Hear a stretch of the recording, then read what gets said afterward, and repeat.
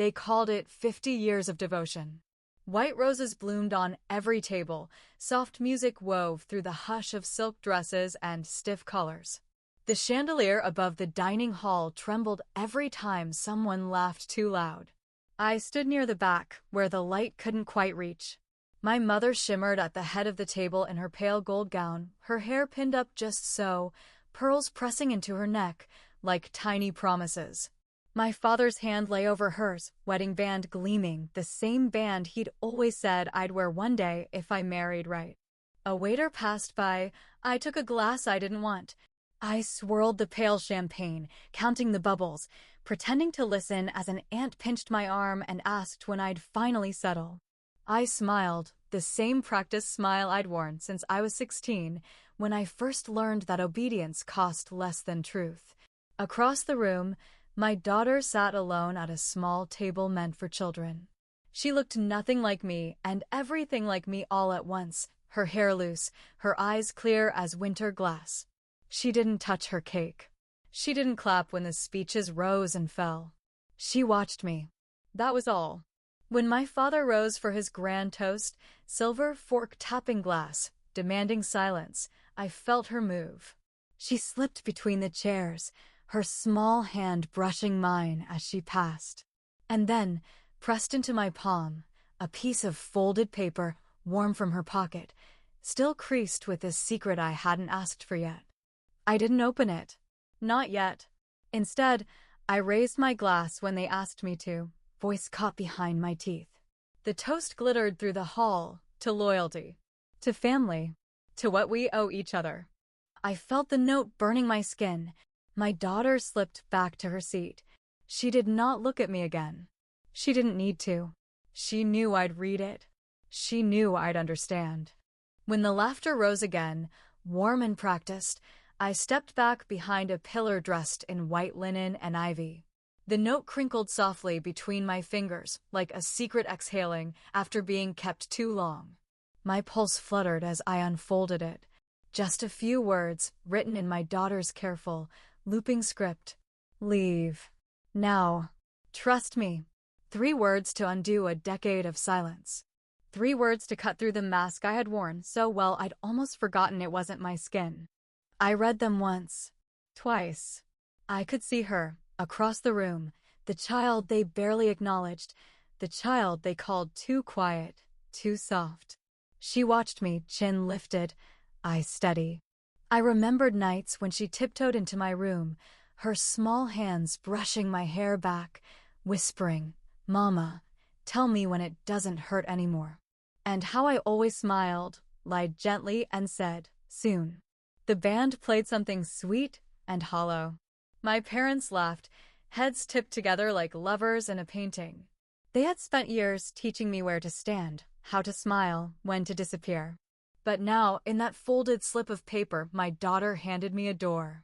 And for the first time, I felt my own breath fill my chest, not borrowed, not held back. I pressed the paper to my heart for just a moment. Then I slipped it into my purse, next to old receipts and keys that opened doors I no longer visited. Somewhere in the hall, crystal glasses chimed again. A toast I didn't hear. I stepped closer to the exit, my back straightening without permission. I didn't know what waited outside, only that for the first time, it was mine to find. I slipped through the side door while they lifted forks to their mouths, knives scraping plates that had always been laid for them. My heels sank into the soft grass behind the banquet hall, where the garden bloomed for no one but the moon. The night air tasted like rain that hadn't yet fallen. Somewhere inside, my father's voice carried, warm, rich, the kind that could charm strangers and wound his own blood without ever raising a hand. I found my daughter waiting by the old stone bench where, years ago, I'd hidden from my mother's hissed rebukes about my posture, my friends, my laughter that was too loud for their legacy. She stood up when she saw me, that small, strong thing I'd made from my own softness. In the pale light, her eyes glowed like secrets I hadn't dared keep for myself. She didn't speak. She didn't have to. Instead, she reached into her coat pocket and handed me another envelope, thicker, heavier than the note. I took it with careful hands, afraid my heartbeat would tear it open too soon. Inside, cicadas hummed in the hedges. The windows behind us spilled golden light and false laughter onto the trimmed lawn. But here, just past the roses, the world was ours. "Are you ready?" she asked, her voice still so young, yet older than mine had ever been. I wanted to tell her no, that mothers don't run, that daughters don't lead them out by the hand. But the truth rose soft and certain in my throat. Yes! Her mouth curved, not quite a smile, not yet. She took my hand. And under the hush of the sleeping hydrangeas, we walked deeper into the garden, away from the house that had taught me silence, toward whatever waited in the dark. Past the garden, the grass turned wild where my father's pruning shears had never reached. We stepped through tangled branches that snagged at my sleeves like the voices I'd left behind, soft reminders that once I'd never have dared slip away. At the garden's edge stood the old shed, the one my grandfather built with splintered hands before my father learned to wear suits that hid his calluses. Inside, rust and shadows clung to the walls, but I felt no fear. My daughter flicked on a single bulb, a trembling glow that revealed what my mother always called the junk we don't talk about. A metal cabinet stood in the corner, paint flaking like dried petals. She went straight to it, the child who'd hidden in my skirts now pulling at a drawer older than both of us. The lock clicked open. I didn't ask how she'd found the key. Some secrets deserve their silence. Inside lay papers yellowed by decades' deeds, checks, contracts signed in the neat, sharp lines of my father's hand. Promises he'd made to keep us dependent. Loans taken in my name, then hidden in his. And at the bottom, a folder sealed with red string, my mother's rings slipped inside like a bookmark to a life she'd never imagined I'd read for myself. My daughter lifted the folder, handed it to me with that same steady calm. "Do you see it now?" she asked. I did. I saw the years he'd buried me in obligations disguised as gifts. The house they said was mine, but wasn't. The trust fund drained to pay debts I'd never made. Yet here, in this rotting drawer under a single flickering bulb, it was all mine to claim back, because he'd never imagined I'd look. My hands shook as I untied the string, not from fear, but from the quiet relief that comes when you find the truth in a place no one thought you'd ever look. Outside, the wind picked up, rattling the shed's door like a promise. When the house lights went dark tonight, they'd have no idea what I'd taken with me. When we stepped out of the shed, the night had shifted. The garden no longer felt like a prison trimmed into polite shapes. It felt like a gate swinging wide. Rain came gentle at first, a hush that kissed our shoulders, our hair, the folder pressed tight to my chest. My daughter tilted her face to the sky. She did not flinch. Neither did I. I thought of the ledger my father kept in his study, the one he opened like scripture at dinner parties when guests asked how he'd built so much from so little. How he'd pat my head and laugh about family sacrifice, about how some of us give so others can grow. He never said whose roots got torn up for his garden to bloom. We circled back to the side porch. I could see them through the windows, forks lifted, glasses raised, the chandelier dripping light like honey on their polite betrayals. Once, I would have knocked on that door and begged for my own worth, my own seat. But tonight, the rain blurred their shadows and made them small. I felt my daughter slip something into my coat pocket, a tiny flash drive, black and plain. The real ledger, the real truth, all the debts he'd hidden, the funds he'd stolen in my name, the strings he'd tied around my wrists dressed as fatherly love. Her voice brushed my ear like a benediction. When they wake tomorrow, they'll realize the garden gate swings both ways. I didn't ask what she'd done. I didn't need to. I just stood there under the rain, feeling it wash the old soil from my bones. Inside, laughter rose again, the same cruel warmth that once taught me to swallow my voice. But tonight, the storm outside was louder. And in my pocket, the quiet promise hummed. By morning, the locks on that door would belong to me. The rain slowed as we stepped back under the awning, water dripping from my hair, the folder safe against my ribs. Through the window, I saw my mother lift her glass, a toast for family, her voice a brittle ribbon I'd wrapped around my throat for years. Beside her, my father leaned back in his chair, eyes half-lidded, satisfied. The king at his table, the shepherd of obedient sheep. All of them laughing, a chorus of forks and crystal clinks that once meant I was loved if I stayed small. My daughter tugged at my sleeve, pulling me down the side path. The garden door was still open behind us, swinging gently in the wind, a whisper of all the exits I'd never taken. We didn't go inside. We didn't shout or throw wine across linen or cry over wrongs too old to rewrite. Instead, we waited in the shadows of the garage, where the cars lined up like trophies, each one bought with a secret cut from my life. My daughter pulled out her phone. A single message, already typed, hovered on the screen. She held it up to me. Ready? I nodded. One press, send, and the rain started again, steady, cleansing. Inside the house, my father's phone buzzed first. His eyes narrowed at the screen, the toast forgotten mid-sentence. Then my mother's. Then my brother's.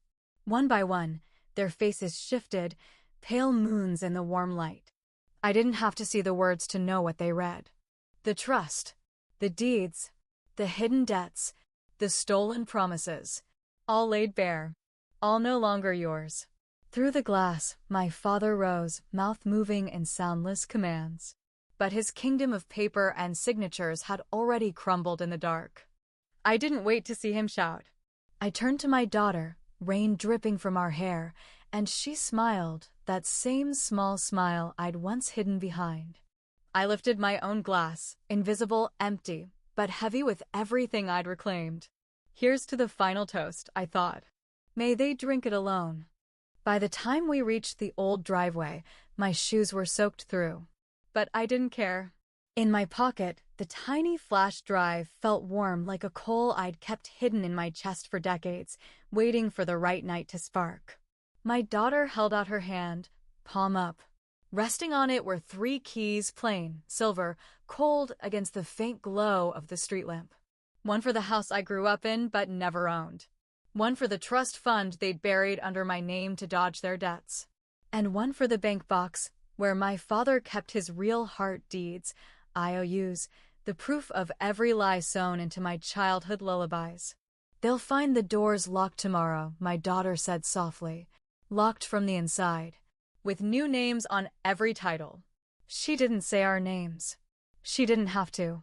I thought of how many nights I'd sat behind their walls, head down, back straight, quiet, good, obedient, while they told their stories about me to strangers. How they turned my silence into their currency. How they taught me that sacrifice meant loving them more than myself. I slipped the cold keys into my palm, turned them over like stones plucked from a riverbed. Some debts can't be paid back in cash. Some inheritances are better left abandoned in the rain. Do they know? I asked her. She tilted her head, rain sliding down her cheek like a blessing. They will. She pointed up the hill, past the garden gate, past the warm windows now flickering as shadows crossed behind drawn curtains. Up there was the old study, the heavy desk, the safe behind the painting. By dawn, every paper would speak my name instead of his.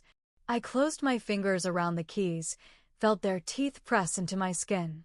Not to break, but to open. We left the driveway behind, feet whispering through wet grass, the old hedges brushing our coats like ghosts who once knew our secrets. Above, the house glowed warm, a fortress of brick and inherited lies. My father's study window burned brightest, a square of yellow in the dark. For years, I'd stood outside that window, unseen, a child with cold fingers pressed to the glass, hoping he'd look up and wave me in. He never did. Tonight, he would look up and find me already inside. My daughter crouched beside the back wall, slipping a small tool into the lock. I remembered when she was small enough to fit on my hip, her hair soft against my neck. Now her hands were steady, quiet. She cracked open doors I never dared to touch. The latch gave way with a soft click. Inside, the hallway smelled the same, old leather, polish, faint cologne lingering in the wallpaper. My father's world untouched, so sure it would last forever. We didn't speak as we climbed the stairs. My pulse matched the creak of the steps. I felt the keys press against my ribs, the sharp promise of endings hidden in pockets. Outside the study, I could hear him pacing. Papers rustled, drawers slammed. He knew. He just didn't know how deep the roots had grown in the soil he thought was his alone. My daughter touched my wrist, a small reminder. You are not the girl at the window anymore. I pushed the door open. He turned. His mouth opened, half an order, half an old insult. He didn't get either one out. Because I stepped in first. Because the light behind me was not his. Because the quiet daughter had the keys now. He stood behind his grand oak desk, the same one I'd dusted when I was small enough to believe his promises. The safe behind him hung open, its iron mouth yawning with stacks of paper, titles, debts, secrets too heavy for his pockets. He tried to speak first. Of course he did. He called me girl, like he always had, the word a leash he tightened every time I dared to stand too straight. But I was not here to listen. I stepped closer. Between us, the desk. Between us, the ledger of every debt he thought would stay unpaid. My daughter closed the door behind us with a soft click. No shouts. No threats. Only the scratch of my pen as I pulled the final document from my coat. One page. A single signature. His name crossed out, mine in its place. He reached for it, but his fingers stopped short, trembling, half-curled, the way roots shrivel when the soil is gone. I laid the keys on the desk, their metal echoing off the polished wood. House, land, box, truth. He asked if I was here to ruin him. I didn't answer. I let the silence speak for me, a silence grown thick with every unspoken apology he never gave. My daughter placed the pen in my hand. I signed where his name once stood. The ink didn't smudge. He sat down heavily, like a tree learning it no longer owned the forest. When he looked at me, really looked, he saw not the quiet girl at the window, but the woman who had learned to love a blade sharper than his tongue. The room stayed warm. The rain tapped the glass. Outside, the gates were no longer locked against me. Inside, he finally knew. Inheritance is not what you leave, but who decides to take it back. Morning light spilled soft and slow across the cracked tiles. The house no longer held its breath, it exhaled. My daughter and I stood by the front door, the keys resting in the palm of my hand like a promise finally kept. The garden bloomed wild where they'd tried to plant control. The air smelled of rain and new beginnings, of letters signed in quiet rooms and futures rewritten in shadows. Behind us, the house no longer whispered secrets. It sang a song I'd never heard before. One of belonging, of voices finally rising in a harmony not owned by fear or silence. I reached for my daughter's hand. Her fingers curled into mine, warm and sure. We didn't need to lock the door, because this time, no one was outside waiting to bar our way. We stepped forward. Together. The corner seat was empty. The table was ours.